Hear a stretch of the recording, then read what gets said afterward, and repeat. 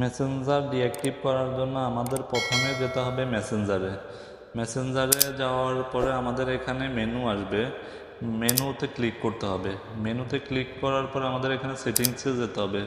সেটিংসে যাওয়ার পর আমাদের এখানে একটু নিচে নামতে হবে।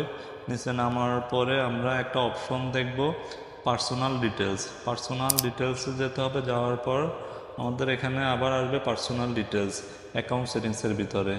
অর্থাৎ পার্সোনাল ডিটেলসে ক্লিক করার পরে আমাদের এখানে account ownership and control, manage your data, modify your legacy, contact, deactive or delete your accounts and profiles A click করতে হবে।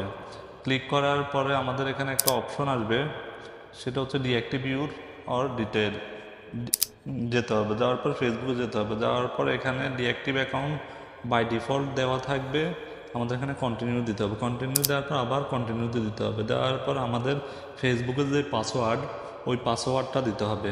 পাসওয়ার্ডটা দেওয়া হয়ে গেলে আমাদের এখানে কন্টিনিউ অপশনে ক্লিক করতে হবে। কন্টিনিউ অপশনে ক্লিক করার পর এখানে নট নাওতে ক্লিক করতে হবে। নট নাওতে ক্লিক করার পরে আই হ্যাভ অ্যানাদার ফেসবুক অ্যাকাউন্টে ক্লিক করতে হবে। ক্লিক করার পর এখানে ডিঅ্যাক্টিভ মাই অ্যাকাউন্ট আসবে, অর্থাৎ